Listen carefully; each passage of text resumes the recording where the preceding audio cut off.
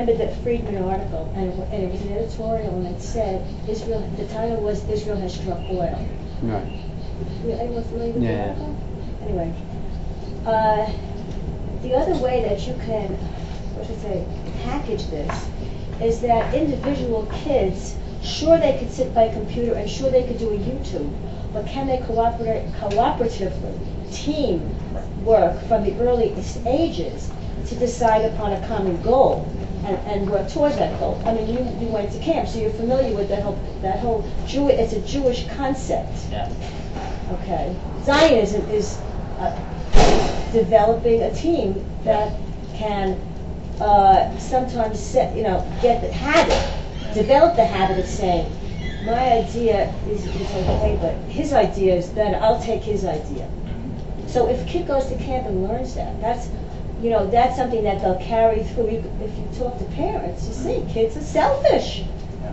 I'm a smart kid. I got the top grade.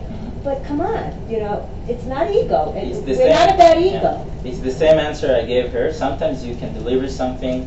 You want to ask the question?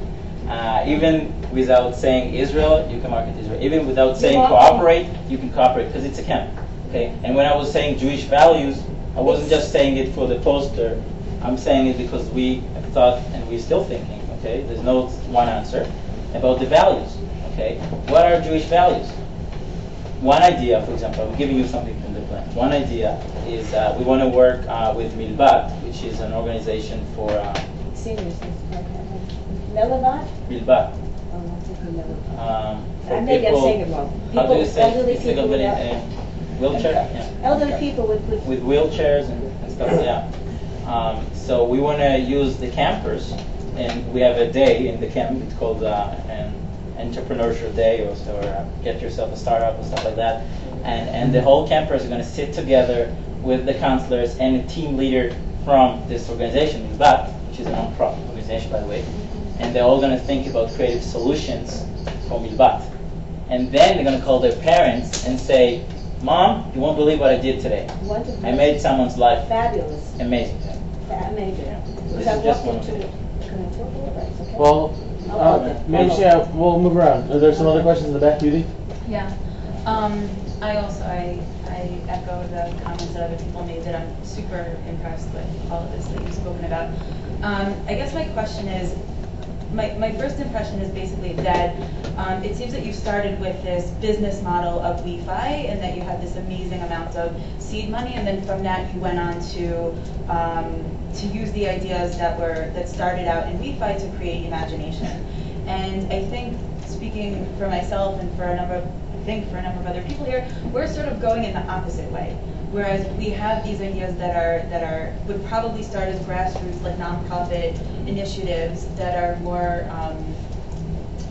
for social innovation, and we would probably, I think the idea of collaborating with a business model is fantastic, and of course that would also probably be where the big funding would come from.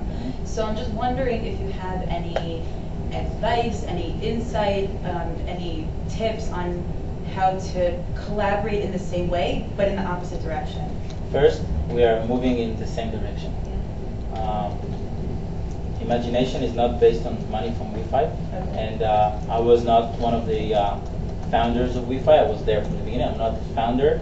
I have my, I think the stocks, whatever. I get this. WeFi succeed, I succeed, but we're starting from nothing, and that's what's so special about it.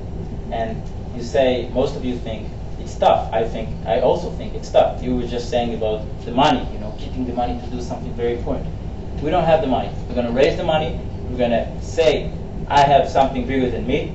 Okay, look at this camper's eyes and decide. You want to join our vision? Our vision, we were speaking about high standards. Our vision is here. Okay, this is something I tell my partners all day. Our vision is here. And if an investor, and I respect the investors, but if an investor is going to tell, I own a toy company. You need to deliver my toys. If he wants to move us from our vision, first we are very flexible. But if he wants to create something else, or if he has demands, and if he doesn't collaborate and understand the true meaning of this vision, we're not there with him. And I'm saying it even though it's tough, even though I just told you that I took a step back from WeFi. I told you that in purpose, to understand, so you will understand me better, and you all, and you did, and you will understand that I made a tough decision, and Dotan also made a tough decision, by the way, another decision, and our other partner also make tough decisions, but our idea is here, and I'm reaching for the highest standard. I want to do this, and your idea, and your idea, and your idea in the camp. I want to do something special.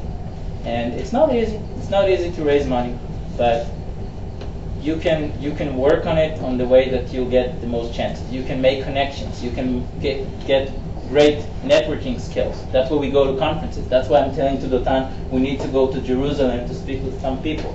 Even when our times that Dotan can't, and even when our times that Moshe, our other partner, can't, because he has kids and family. We need the money. We want to do something big. We need to work on it. Okay? We said the road to success is always under construction. You need to work. We need to work. Josh, go first. Okay. So during your talk about WeFi and imagination, you alluded several times to some hard times that you had to undergo to get where you are today. Would you be willing to elaborate on a couple of times that you thought were the most challenging, and what you did to overcome them, or what you would have done differently to avoid experiencing those hard times in the first place?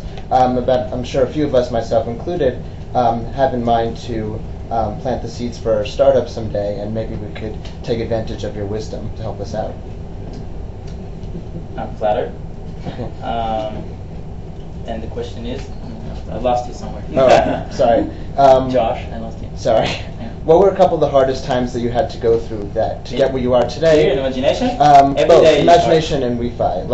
WeFi, can you concretely explain what some of these challenges were? I cannot take ownership for something I didn't do, and I do not want to take. If someone else raised the money, and someone else went to Yossi Bari, and someone else went to conferences and convinced people that we have a business model on WeFi, it's someone else's success.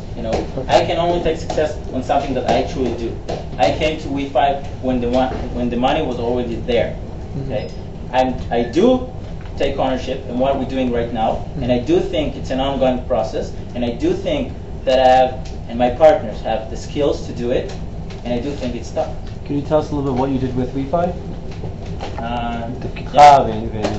Yeah.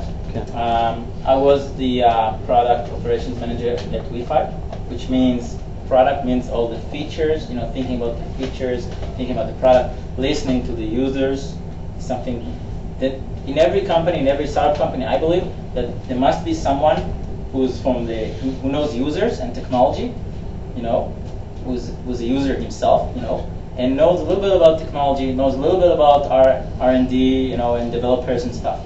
That he can take the feedback from the users and deliver it in the best way to the product development team, And it's not easy. I did this job. It's not easy because they don't understand, I can give you a good example. We have a driver team. That's the team who does all the hardware stuff. Okay, the hardware stuff is the most sophisticated stuff in WeFi because it needs to work with different kinds of hardware. Each laptop has its own wireless card. So we have the software, and we were developing it. We were at alpha stage. Alpha is before beta. Okay, so we had users, and some of the users had complained. I lost my internet. And I'm going to the team leader, and he's saying to me, tell her to install Windows again. Users don't. You can't tell it to a user. So, and if I would give him the phone with the user that she was shocked she didn't have internet, he was saying to her, install Windows again, because he doesn't understand the marketing point of view, the customer support point of view, and the user's point of view. So, Sorry. Adam, Moses, Yeah, I've been trying for a while, but